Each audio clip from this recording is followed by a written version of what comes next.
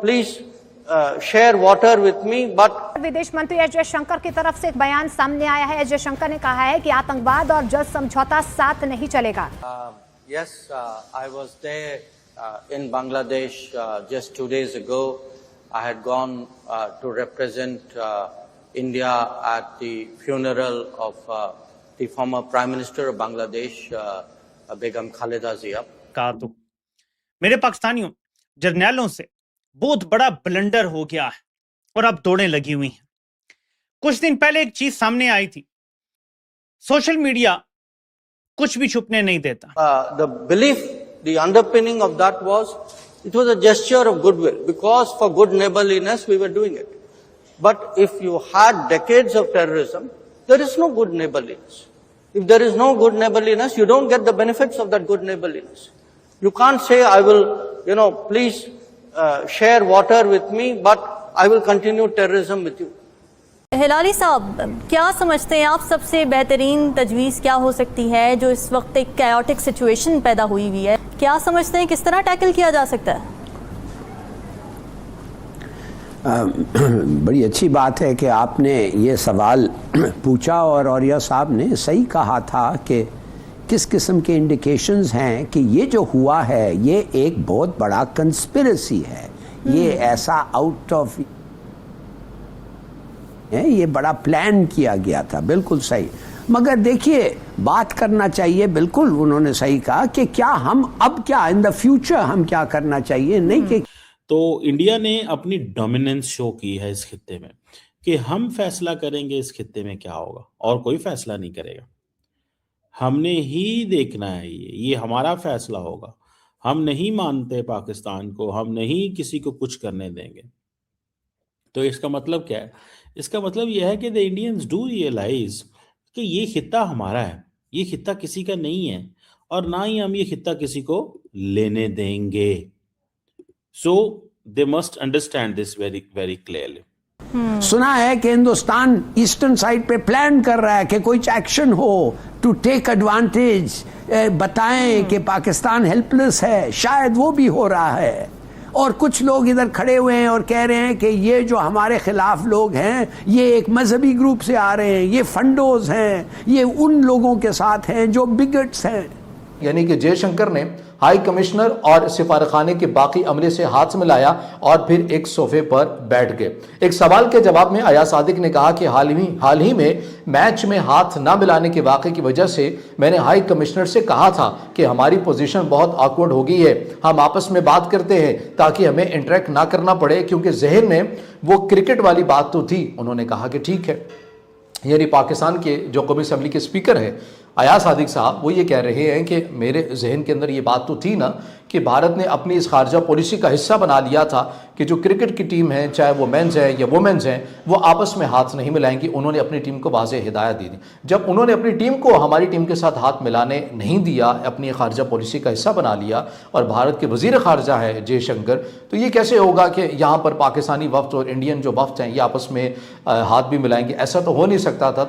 उस मुलाकात की या फिर उस हैंडशेक की जो कि बांग्लादेश के कैपिटल ढाका में हुई, और वैसे तो हाथ मिलाना नॉर्मली जहाँ पे भी अगर कोई लोग बैठे होते हैं, इंसान जाता है तो हाथ मिलाते हैं, बात भी होती है, हेलो हाय हो जाती है। लेकिन अगर वो शख्सियात का ताल्लुक हिंदुस्तान और पाकिस्तान से हो तो शायद वो एक बहुत बड़ी खबर बन जाती है। बेगम खालिदा जिया साहिबा के फ्यूनरल के मौका पर पाकिस्तान के जो स्पीकर है नेशनल असम्बली के अयाज सादिक साहब और इंडिया के मशहूर, क्या मतलब सब जानते हैं, डॉक्टर जयशंकर, कहते हैं किसी तारुफ के मोहताज नहीं, बड़े अहम पोजीशन पे है और बहुत अरसे से हिंदुस्तान को पूरी दुनिया में बहुत अच्छे तरीके से रिप्रेजेंट करते हैं और बड़े तगड़े आदमी, यानी पाकिस्तान में उनकी बड़ी, अगर हम जर्नलिस्टों की बात करें या बाकी लोग, तो बात उनके हवाले से या उनकी डिप्लोमेसी के हवाले से होती है और पहले भी होती रही, अब भी होती है।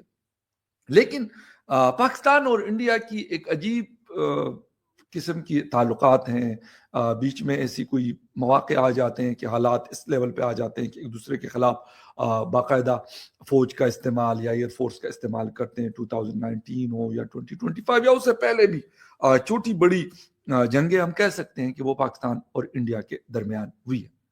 Work with neighbors by power grids, by waterways, by roads, by ports, by doing business, by helping tourism, by having people come for medical treatment. So this is the positive scenario. But you can also have bad neighbors. Unfortunately, we do. Now, when you have bad neighbors, and if you look to the one to the west, if a country decides that they will deliberately, persistently, unrepentantly continue with terrorism, we have a right to defend our people against terrorism. We will exercise that right. How we exercise that right is up to us. Nobody can tell us what we should do or not. We will do whatever we have to do to defend ourselves. It's a common sense proposition. Now, again, as I said, a lot of it is goodwill. Many years ago, we agreed to a water sharing arrangement. Because the belief, the underpinning of that was, it was a gesture of goodwill. Because for good neighborliness, we were doing it. But if you had decades of terrorism, there is no good neighborliness. If there is no good neighborliness, you don't get the benefits of that good neighborliness. You can't say, I will... नमस्कार दोस्तों, जय हिंद।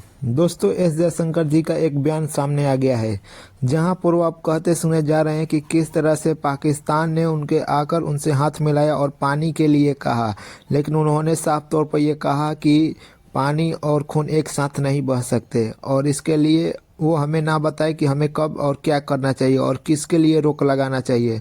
दोस्तों, साफ तौर पर आप सुन सकते हैं कि किस तरह से यह बात कही जा रही है, और पाकिस्तान में इस बात को लेकर काफ़ी खुशियां मनाई जा रही थी कि किस तरह से एस जयशंकर ने हमसे आकर हाथ मिला लिया, और इस पर कई तरह के आर्टिकल छाप दिए गए। क्योंकि दोस्तों, आप जानते हैं कि पाकिस्तान किस तरह से प्रोपेगेंडा फैलाता है, और उसी प्रोपेगेंडा में वो लोग लग गए और अपने ही कहे बात से फिर गए। दोस्तों, आप सब जानते हैं कि भारत ने एक कड़ा स्टैंड लिया है कि हम किसी भी तरह से पाकिस्तान से अपना रिश्ता नहीं रखेंगे, और उसके बाद से अभी तक कंटिन्यू हो रहा है। दोस्तों, वीडियो पसंद आए तो वीडियो को लाइक करें, शेयर करें और इस चैनल को सब्सक्राइब करें, साथ ही दोस्तों सपोर्ट भी करें। सरदार साहब, आप आज़ाद कश्मीर पर हुकूमत भी कर चुके हैं, साबिक सदर रह चुके हैं। सो आपसे थोड़ा सा हट के गुफ्तगू इसलिए हो जाती है कि आपको भारत की एक जो जियोग्राफी है उसका भी पता है। तो ये बताइएगा कि ये जो आज एक बड़ी अहम मुलाकात हुई है, और हमने देखा कि सरदार अयाज सादिक और भारतीय वज़ीर ख़ारजा जयशंकर के दरमियान में जो रस्मी ही सही मुलाकात हुई, मुसाफा हुआ, खुद चलकर वो आए, तो आप इसको कैसे देखते हैं? क्योंकि जो मोदी के इंडिया में सफारती आदाब का तस्वुर तो खाली है, तो क्या ये कोई सफारती आदाब थे या बस यूं ही? एक तो बहुत बहुत शुक्रिया गुफ्तगू का मौका देने का। दूसरा, मैं ये कहूँगा कि मेरी ज़ाती राय ये है कि हमें इसका खैर मक़दम करना चाहिए, क्योंकि मुकम्मल तौर पर जमूद था हिंदुस्तान और पाकिस्तान के बाद, में जंग के बाद। तो ये एक तरीके से बर्फ़ टूटी है कि यानी हम एक दूसरे के साथ गुफ्तगू करना तो दूर की बात, मुसाफिया करने के लिए तैयार नहीं थे।